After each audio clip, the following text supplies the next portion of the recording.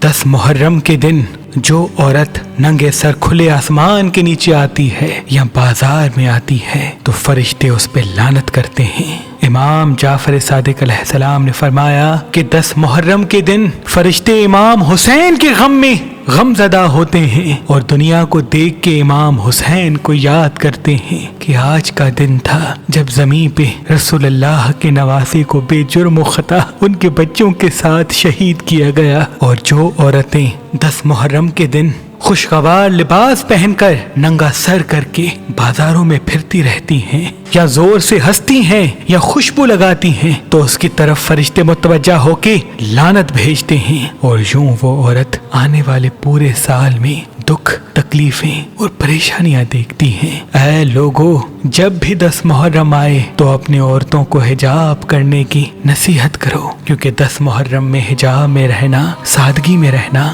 انسان کے رزق کو بڑھاتا ہے، دعاؤں کو پورا کرتا ہے، انسان کو پریشانیوں سے دور کر دیتا ہے۔